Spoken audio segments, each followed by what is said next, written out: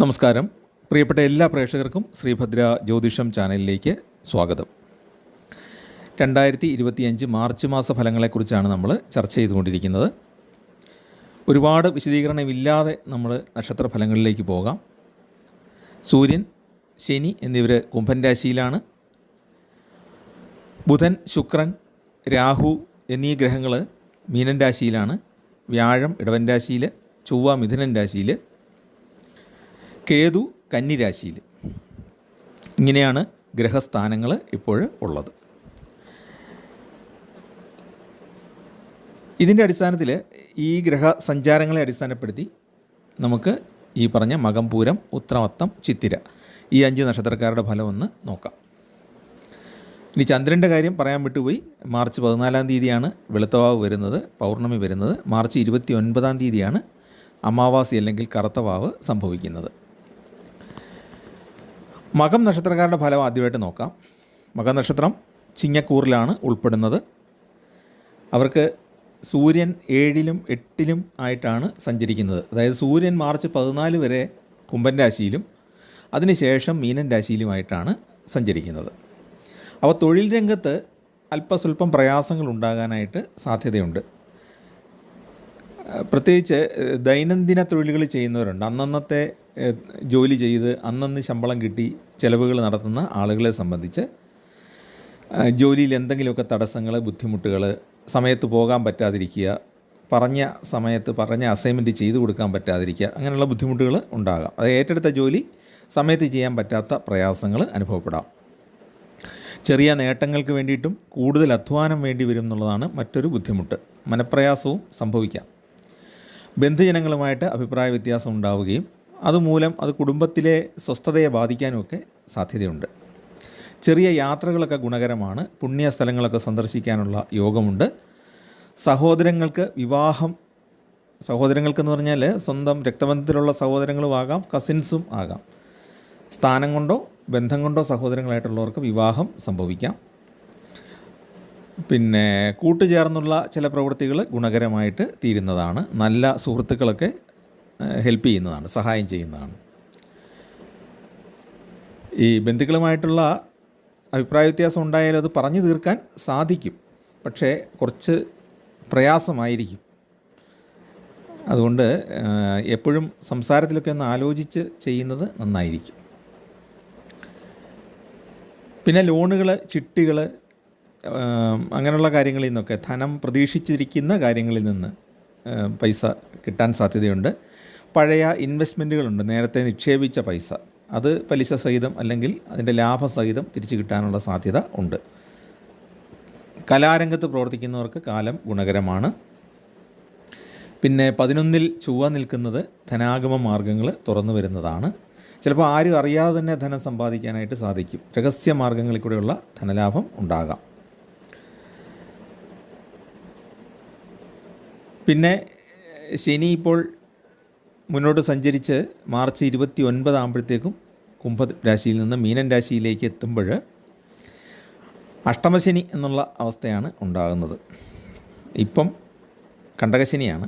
കണ്ടകശനിയിൽ നിന്ന് അഷ്ടമശനിയിലേക്ക്, 7-ൽ നിന്ന് 8-ലേക്ക് ശനി മാറുന്നു.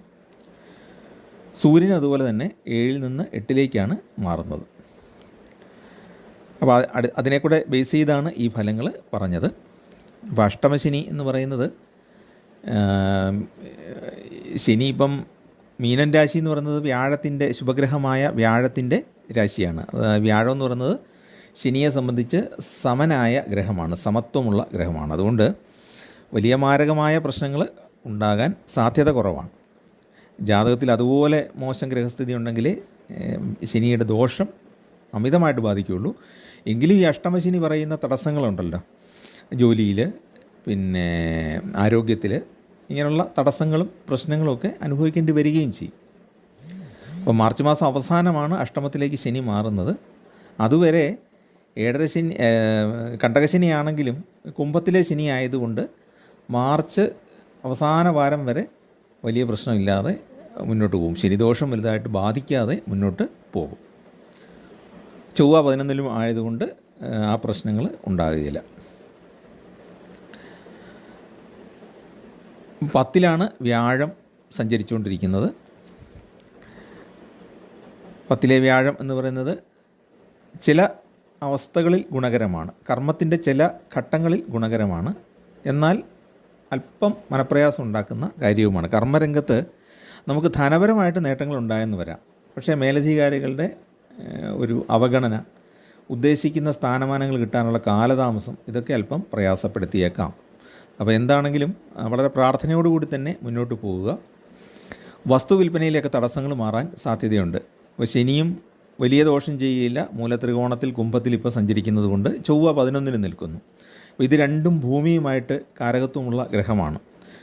ചൊവ്വ ഭൂമികാരകനാണ്, ശനി കൃഷിഭൂമിയുടെ കാരകനാണ്. അപ്പോൾ സ്ഥലവിൽപ്പന നടത്തി മറ്റെന്തെങ്കിലും ഉദ്ദേശത്തിന് വേണ്ടി ഉപയോഗിക്കാൻ ആലോചിക്കുന്നുണ്ടെങ്കിൽ അത് സാധിക്കാൻ ഇടയുണ്ട്. അടുത്തത് പൂരം നക്ഷത്രമാണ്. പൂരം നക്ഷത്രത്തിൻ്റെ നക്ഷത്ര ദശാധിപൻ എന്ന് പറയുന്നത് ശുക്രനാണ്. ഈ ശുക്രനാണെങ്കിൽ ഉച്ചരാശിയിലാണ് സഞ്ചരിക്കുന്നത്, അതായത് മീനത്തിൽ. അതുകൊണ്ട് തന്നെ ധാരാളം ഭൗതിക നേട്ടങ്ങൾ, അതായത് സുഖസൗകര്യങ്ങൾ, വാഹനലാഭം, ഗൃഹലാഭം, വസ്ത്രലാഭം, സ്ത്രീകൾക്കാണെങ്കിൽ ആഭരണങ്ങൾ ലഭിക്കുക, സമ്മാനങ്ങൾ ലഭിക്കുക, ഇങ്ങനെയുള്ള കുറേ ലാഭങ്ങൾ ഈ സമയത്ത് ഉണ്ടാകും. അതുപോലെ തന്നെ ജോലിയിൽ പ്രമോഷനോ അല്ലെങ്കിൽ ഒരല്പം കൂടെ ഉയർന്ന പദവിയിലേക്ക് ഒന്ന് മാറാനോ സാധ്യതയുണ്ട്. ശമ്പളത്തിലും വർധനവ് ഉണ്ടാകാം. ചിലപ്പോൾ ശമ്പളത്തിൽ വർധനവ് അധികമായിട്ട് വരാതെ തന്നെ അധികാരം കുറച്ചുകൂടെ വിപുലീകരിക്കപ്പെടാം. സാമ്പത്തികമായിട്ട് മെച്ചം ഉണ്ടാകുന്ന ഒരു മാസമാണിത്. പിന്നെ കലാരംഗത്തും കായിക രംഗത്തും കൃഷിരംഗത്തും വ്യവസായ രംഗത്തൊക്കെ പ്രവർത്തിക്കുന്നവർക്ക് അഭിമാനാർഹമായ നേട്ടങ്ങൾ കൈവരിക്കാൻ സാധിക്കും. പുരസ്കാരങ്ങളൊക്കെ കിട്ടാനുള്ള സാധ്യതയുണ്ട്. കച്ചവടം വിപുലീകരിക്കാൻ സാധിക്കുന്ന ഒരു കാലഘട്ടമാണ്. വായ്പകൾ, ധനസഹായങ്ങളൊക്കെ കിട്ടും, ഗ്രാൻറ്റുകൾ, ലോണുകൾ ഒക്കെ കിട്ടുന്ന കാലഘട്ടമാണ്. ഊഹക്കച്ചവടത്തിൽ കൂടെയോ ഇൻഷുറൻസിൽ കൂടെയോ ഒക്കെ പണം വന്നു ചേരാനുള്ള സാധ്യതയുണ്ട്. ശനി 7-ൽ കണ്ടകശനിയായിട്ടാണ് നിൽക്കുന്നത്. അതിൻ്റേതായ ചില ബുദ്ധിമുട്ടുകൾ പൂരം നക്ഷത്രക്കാർക്ക് അനുഭവപ്പെടും. മകം നക്ഷത്രക്കാർക്ക് ശനി അനുഭവപ്പെടുന്ന പോലെ ആയിരിക്കില്ല പൂരം നക്ഷത്രക്കാരുടെ 7-ലെ ശനിയുടെ ഫലം വരുന്നത്. കാരണം ഈ നക്ഷത്ര സ്വഭാവവും നമ്മുടെ താൽക്കാലിക ഫലങ്ങളെ ബാധിക്കുന്നതാണ്. അപ്പോൾ പൂരം നക്ഷത്രക്കാർക്ക് ഈ സമയത്ത് ഉണ്ടാകാനിടയുള്ളത് ഒരു ആങ്സൈറ്റിയാണ്. അടുത്ത് എന്താണ് സംഭവിക്കുന്നത്, ഈ കിട്ടാനുള്ളത് ഇനി നമുക്ക് കിട്ടാതെ വരുമോ, ഇങ്ങനെയുള്ള ഭയങ്ങൾ ഉണ്ടാകും. ആ ഭയം ആദ്യമായിട്ട് അങ്ങ് മാറ്റുക. അർഹതപ്പെട്ടത് നിങ്ങളുടെ കയ്യിലേക്ക് വന്നു ചേരും. കാരണം നിങ്ങളുടെ നക്ഷത്ര ദശാധിപൻ ഉച്ചരാശിയിലാണ് നിൽക്കുന്നത്. അതുകൊണ്ട് തന്നെ നിങ്ങൾക്ക് കാര്യമായ യാതൊരു ഭയത്തിൻ്റെയും ആവശ്യമില്ല. സ്വതന്ത്ര ചിന്താഗതി പുലർത്താനായിട്ട് സാധിക്കുന്നതാണ്. അതുപോലെ തന്നെ സാമൂഹ്യമായ അംഗീകാരം, നമ്മൾ ജീവിക്കുന്ന ആ സമൂഹത്തിൽ അംഗീകാരം, സ്ഥാനമാനങ്ങളൊക്കെ പൂരം നക്ഷത്രക്കാർക്ക് ലഭിച്ചേക്കാം. എന്നാൽ വിമർശനങ്ങൾ ഉണ്ടാകാൻ സാധ്യതയുമുണ്ട്. 10-ലാണല്ലോ വ്യാഴം സഞ്ചരിക്കുന്നത്, കർമ്മഭാവത്തിൽ. നമ്മുടെ പല പ്രവൃത്തികളും എല്ലാവരും അങ്ങോട്ട് അംഗീകരിക്കണമെന്നില്ല. അതുകൊണ്ട് വിമർശനങ്ങളും ഉണ്ടാകാം. ഈ വിമർശനങ്ങൾ വരുമ്പോഴത്തേക്കും നമ്മൾ പൊട്ടിത്തെറിക്കുക, ആക്രമിക്കുക, ഇതൊന്നും ചെയ്യരുത്. നമ്മൾ ശാന്തമായിട്ട് തന്നെ കൈകാര്യം ചെയ്യുക. കാരണം നമ്മൾ കുറച്ച് പവർഫുൾ ആകുന്ന ഒരു കാലഘട്ടമാണ്. അപ്പോൾ ഒരു നേതാവ് എങ്ങനെയാണോ പെരുമാറേണ്ടത്, അല്ലെങ്കിൽ നമ്മൾ ഒരു നേതാവിൻ്റെ അടുത്ത് ചെല്ലുമ്പോൾ അയാളെങ്ങനെയാണോ നമ്മളോട് പെരുമാറാൻ നമ്മൾ പ്രതീക്ഷിക്കുന്നത്, അതേ രീതിയിൽ തന്നെ നിങ്ങളും പെരുമാറുക. കാരണം നിങ്ങളൊരു നേതാവാണ്, അല്ലെങ്കിൽ നിങ്ങൾ കാര്യങ്ങൾക്ക് കൊള്ളാവുന്ന ഒരാളാണ് എന്നുള്ളൊരു ബോധം ഉള്ളിൽ വെച്ചുകൊണ്ട് പെരുമാറുക. വെറും തരംതാണ റിയാക്ഷൻസിലേക്ക്, റെസ്പോൺസിലേക്ക് പോകാതിരിക്കുക. എപ്പോഴും നമ്മൾ പോസിറ്റീവായിട്ട് തന്നെ പ്രതികരിക്കുക. എത്ര ദേഷ്യക്കാരനായിട്ട് വന്നാലും അയാൾ ഒരു എലിയെ പോലെ തിരിച്ചു പോകുന്നതായിട്ട് നമുക്ക് കാണാൻ സാധിക്കും. സംസാരത്തിൽ നമ്മളൊരു മാന്യത എപ്പോഴും പുലർത്തുക. പിന്നെ പാരമ്പര്യ വസ്തുക്കൾ വിൽപ്പന നടത്താനും അതിലൂടെ ധനലാഭമൊക്കെ ഉണ്ടാകുന്നതാണ്. ഉദ്യോഗാർത്ഥികളെ സംബന്ധിച്ചിടത്തോളം വളരെ കാലമായിട്ട് പ്രതീക്ഷിച്ചിരുന്ന ജോലി അവരിലേക്ക് എത്തിച്ചേരാൻ സാധ്യതയുണ്ട്. പിന്നെ ശുക്രൻ ഉച്ചത്തിലാണ് നിൽക്കുന്നത് എന്നുള്ളത് കൊണ്ട് പ്രണയിക്കുന്നവർക്ക് ഗുണകരമായ കാലഘട്ടവും ആണ്. ഉത്തര നക്ഷത്രമാണ് അടുത്തത്. ഉത്തര നക്ഷത്രത്തിൻ്റെ നക്ഷത്രദിശാധിപൻ എന്ന് പറയുന്നത് സൂര്യനാണ്. അപ്പോൾ ഈ ആദിത്യന് ശുക്രനുമായിട്ടും ബന്ധം വരുന്നുണ്ട്, പിന്നെ ബുധനുമായിട്ടും ബന്ധം വരുന്നുണ്ട്, വളരെ പാപഗ്രഹമായ രാഹുവുമായിട്ടും ബന്ധം വരും മാസത്തിൻ്റെ പകുതിക്ക് ശേഷം. അപ്പോൾ അതുകൊണ്ട് അനുഭവങ്ങളിൽ ഏറ്റക്കുറച്ചിലുകൾ, സന്തോഷത്തിലെ ഏറ്റക്കുറച്ചിലുകൾ എപ്പോൾ വേണേലും ഉണ്ടാകാം. ചില കാര്യങ്ങൾ നമ്മളിലേക്ക് വളരെ പെട്ടെന്ന് തന്നെ എത്തിച്ചേരും. വെറുതെ മനസ്സിലൊന്ന് വിചാരിച്ചാൽ മതി, ധനമോ സ്ഥാനമാനങ്ങളൊക്കെ എത്തിച്ചേരാനുള്ള സാധ്യതയുണ്ട്. പക്ഷേ മനസ്സമാധാനം പലപ്പോഴും മാറിപ്പോകും. ഭൗതിക നേട്ടങ്ങൾക്ക് ഗുണമാണ്, ആത്മീയ നേട്ടങ്ങൾക്ക് അത്ര ഗുണകരമല്ല. ഉദ്യോഗസ്ഥർക്ക് സഹപ്രവർത്തകരിൽ നിന്ന് അസൂയാകലുഷിതമായ പ്രവർത്തനങ്ങൾ നേരിടേണ്ടി വന്നേക്കാം. നമ്മൾ ഏറ്റെടുക്കുന്ന പല കാര്യങ്ങളിലും സുഹൃത്തുക്കളുടെയും ബന്ധുക്കളുടെയും ഒന്നും സഹകരണം ഉണ്ടായെന്ന് വരികയില്ല. എന്നാൽ ഏജൻസി പ്രവർത്തനം, വ്യാപാരങ്ങൾ വർദ്ധിപ്പിക്കുക, ഇതിലൊക്കെ വിജയിക്കാനായിട്ട് സാധിക്കും. അധികാരികളുമായിട്ടുള്ള ബന്ധം അല്പം ഒന്ന് വഷളാകാൻ സാധ്യതയുണ്ട്. അതുപോലെ തന്നെ പിതാവുമായിട്ടുള്ള ബന്ധങ്ങൾ, പിതാവിൻ്റെ ആരോഗ്യം, ഇതൊക്കെ മോശമാകാനുള്ള സാധ്യതയുമുണ്ട്. വിവാഹ കാര്യത്തിൽ ശുഭകരമായ തീരുമാനം ഉണ്ടാകും. ശുക്രൻ ഉച്ചത്തിലാണ് നിൽക്കുന്നത്. പിന്നെ നമ്മൾ ഉത്രം 2 കൂറുകളിലായിട്ടാണ് വരുന്നത്. ആദ്യത്തെ 15 നാഴികയ്ക്കകത്ത് ജനിച്ചവർ ചിങ്ങക്കൂറിലും, ബാക്കി 3 പാദങ്ങളിൽ, അതായത് 15 നാഴികയ്ക്ക് ശേഷമുള്ള 2-ാം പാദം, 3-ാം പാദം, 4-ാം പാദം, അതിൽ ജനിച്ചവർക്ക് കുറച്ചുകൂടെ ഗുണകരമായിരിക്കും. അല്പം കൂടെ നേട്ടങ്ങൾ കൂടുതൽ ഉണ്ടാകും.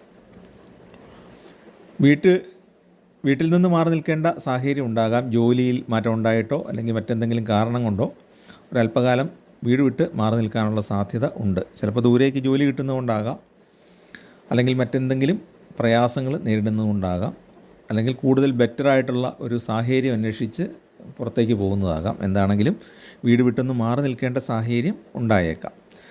എന്താണേലും വലിയൊരു ദോഷം ഉണ്ടാകാൻ ഇടയുള്ളൊരു കാലഘട്ടമല്ല.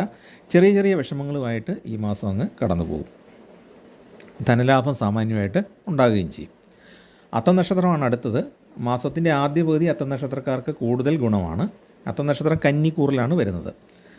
പ്രയത്നങ്ങൾക്കൊക്കെ ഫലം കാണുന്ന ഒരു കാലഘട്ടമാണ്. സ്വന്തമായിട്ട് ചെയ്യുന്ന വ്യാപാര മേഖലയിൽ നേട്ടങ്ങൾ ഉണ്ടാകും, ധനം ലഭിക്കും. മക്കളുടെ പഠനകാര്യങ്ങളിലൊക്കെ വളരെ നല്ല സമീപനം സ്വീകരിക്കാൻ സാധിക്കും. പഠനത്തിൽ അല്പം പുറകോട്ട് നിൽക്കുന്ന മക്കൾക്ക് ട്യൂഷനൊക്കെ ഏർപ്പെടുത്തി കൊടുക്കാനായിട്ട് തയ്യാറാകും. സ്വന്തമായിട്ട് വീടുണ്ടാക്കാനായിട്ട് ശ്രമിച്ചാൽ നടക്കുന്ന കാലമാണ്. പക്ഷേ ഈ ഉദ്യോഗസ്ഥരുമായിട്ട് ബന്ധപ്പെട്ട ചില കാര്യങ്ങളിൽ തടസ്സം ഉണ്ടായേക്കാം.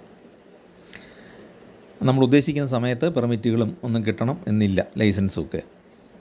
വിദേശത്ത് ജോലി ചെയ്യുന്നവർക്ക് ഗുണകരമാണ്. അവർക്ക് സാമ്പത്തികമായിട്ട് മെച്ചമുണ്ടാകും.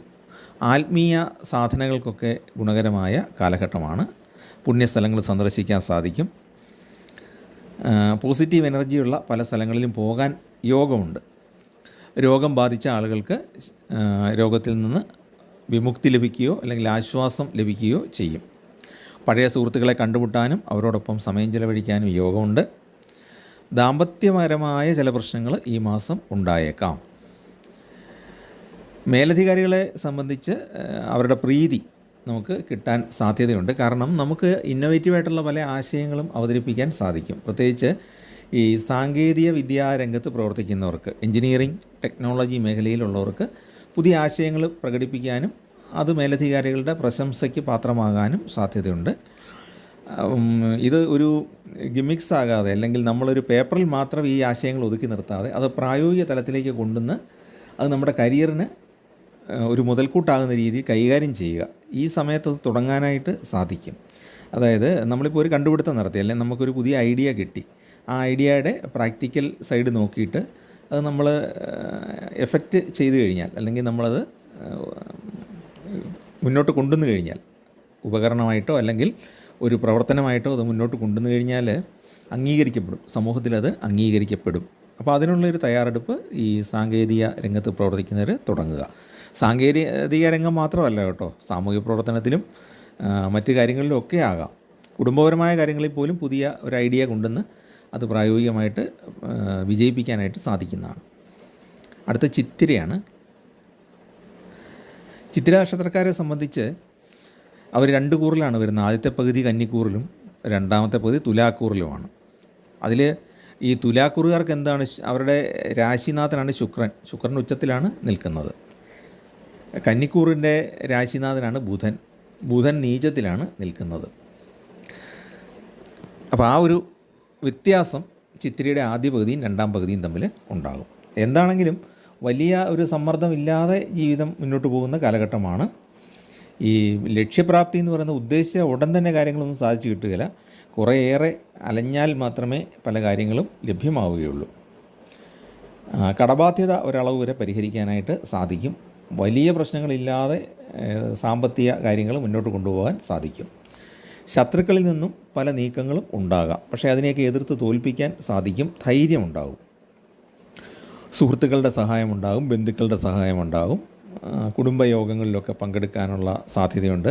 കുടുംബത്തിൽ മംഗളകർമ്മങ്ങൾ നടക്കാനും ബന്ധുക്കളെയും സുഹൃത്തുക്കളെയൊക്കെ അങ്ങോട്ട് ക്ഷണിക്കാനുമുള്ള സാധ്യതയുണ്ട്. വിദ്യാർത്ഥികളെ സംബന്ധിച്ച് ഏകാഗ്രമായിട്ട് പഠിക്കാനും വിജയം നേടാനും സാധിക്കുന്നതാണ്. ഗവേഷണ രംഗത്ത് വലിയ ഉന്നത നിലവാരമുള്ള ശാസ്ത്ര പരീക്ഷണം നടത്തുന്നവർക്കൊക്കെ അനുകൂലമായ ഒരു കാലഘട്ടമാണ്. അതുപോലെ ഈ ശ്രദ്ധിക്കേണ്ട ഒരു കാര്യം എന്ന് പറഞ്ഞാൽ അഡിക്ഷൻ പലതും ഉണ്ടാകാം. എല്ലാ അഡിക്സും ഡ്രഗ്സിനോടോ മയക്കുമരുന്നിനോടോ മദ്യത്തോടോ ആകണമെന്നില്ല. പല കാര്യങ്ങളോടുള്ള അഡിക്ഷൻ ഈ സമയത്ത് ഉണ്ടാകാം. അതിൽ നിന്ന് നമ്മൾ തന്നെ ഒരു മുൻകരുതലെടുക്കേണ്ടതാണ്. നമുക്കാണെങ്കിലും ഈ ചിത്തിര നക്ഷത്രക്കാരായ മക്കളുണ്ടെങ്കിലും അവരുടെ അച്ഛനമ്മമാർ ഒരു മുൻകരുതലെടുക്കുക. അഡിക്ഷൻ അത് പിന്നെ ഡ്രഗ്സ് ആകണം എന്നില്ല. മൊബൈൽ ഫോണിനോട് അഡിക്ഷൻ ആകാം, സിനിമയോട് അഡിക്ഷൻ ആകാം, ഫ്രണ്ട്ഷിപ്പിനോട് അഡിക്ഷൻ ആകാം, അല്ലെങ്കിൽ ഈ വയലൻസിനോട് അഡിക്ഷൻ ആകാം.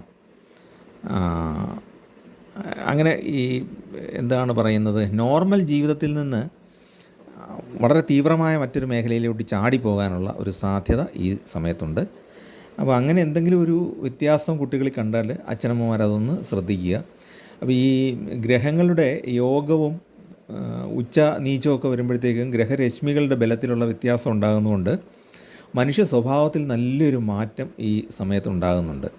അപ്പോൾ ഈ ദോഷം എന്ന് പറയുന്നത് അതിനൊരു കാരണമാണ്. ശുഭഗ്രഹങ്ങളും പാപഗ്രഹങ്ങളും എല്ലാം കൂടെ ഒരു കോണിലോട്ട് ഒന്നിച്ച് ചേരുന്നു, ഒരു രാശിയിലേക്ക് ഒന്നിച്ച് ചേരുന്നു. അപ്പോൾ അങ്ങോട്ടും ഇങ്ങോട്ടും ഈ ഗ്രഹബലങ്ങൾ തമ്മിലുള്ള ഒരു ബലപരീക്ഷണം എന്ന് പറയാം, അതുണ്ടാകും. അതിൻ്റെ ഫലം മുഴുവൻ അനുഭവിക്കുന്നത് ആ ഗ്രഹങ്ങൾ ഉൾപ്പെടുന്ന ആ സമൂഹത്തിൽ, ആ ഗ്രഹ സമൂഹത്തിൽപ്പെട്ട ജീവികളാണ്. ജീവികൾ മാത്രമല്ല, പ്രകൃതിയിൽ ഈ പറഞ്ഞ പോലെ അമിതമായ മഴ, കഠിനമായ ചൂട്, ഇങ്ങനെയുള്ള പല വ്യത്യാസങ്ങളും അനുഭവപ്പെടാം. നമ്മൾ വായിക്കുന്നതാണല്ലോ എൽനിനോ ലാനിന എന്നൊക്കെ പറയുന്നത്. ഇതെല്ലാം ഗ്രഹങ്ങൾ മാറുമ്പോഴാണ്. നമ്മളതിനെപ്പറ്റി കാര്യമായ പഠനം നടത്താത്തതുകൊണ്ടാണ് അതിലേക്ക് എത്തിച്ചേരാത്തതെന്നുള്ളതാണ് ഞാൻ മനസ്സിലാക്കുന്നത്. പ്രളയം ഉണ്ടായ കാലത്ത് പോലും ബുധൻ്റെ ഒരു പ്രത്യേക അവസ്ഥ ഉണ്ടായിരുന്നു എന്ന് പ്രളയം ഉണ്ടാകുന്നതിന് മുമ്പ് ഒരു ലേഖനം വന്നിരുന്നു. പക്ഷേ അന്നാരും അത് ശ്രദ്ധിച്ചിരുന്നില്ല. ഗൂഗിളിലൊരു ഇംഗ്ലീഷ് ലേഖനം ഏതോ ഒരു ശാസ്ത്രജ്ഞൻ എഴുതിയിട്ടുണ്ടായിരുന്നു. പിന്നീടാണ് ഞാനും അത് വായിച്ചത്. അപ്പോൾ ഞാൻ പറഞ്ഞത് ഗ്രഹങ്ങളുടെ മാറ്റങ്ങൾ കൊണ്ട് കുറേയേറെ പ്രകൃതി ദുരന്തങ്ങൾ പ്രവചിക്കാനായിട്ട് സാധിക്കും. സംഹിത എന്ന് പറയുന്നത്, ബൃഹത്സംഹിത ഒക്കെ അങ്ങനെയുള്ള ഗ്രന്ഥങ്ങളാണ്. രാഷ്ട്രീയ കാര്യങ്ങൾ പോലും നമുക്ക് ഒരു പരിധിവരെ പ്രവചിക്കാനായിട്ട് സാധിക്കുന്നതാണ്. എന്ന് പറഞ്ഞാൽ ജ്യോതിഷത്തിൽ ഞാൻ പ്രവചിക്കുന്നതല്ല, ജ്യോതിഷ വൈദഗ്ധ്യമുള്ള ആളുകൾക്ക് ഈ ഗ്രഹനില ഉപയോഗിച്ച് പല കാര്യങ്ങളും പ്രവചിക്കാനായിട്ട് സാധിക്കും. അപ്പം അങ്ങനെ ആണ് ഈ 5 നക്ഷത്രക്കാരുടെ താൽക്കാലിക ഫലമാണ് നമ്മൾ കണ്ടത്. ഇനി അടുത്ത അധ്യായത്തിൽ ബാക്കി തുടരാം. ചാനൽ ഇഷ്ടപ്പെട്ടെങ്കിൽ ഒന്ന് സബ്സ്ക്രൈബ് ചെയ്യുകയും നിങ്ങളുടെ സുഹൃത്തുക്കൾക്കും ബന്ധുക്കൾക്കൊക്കെ ഒന്ന് ഷെയർ ചെയ്ത് കൊടുക്കുകയും ചെയ്യുക. എല്ലാവർക്കും നന്മയുണ്ടാകട്ടെ എന്ന് പ്രാർത്ഥിക്കുന്നു. നമസ്കാരം.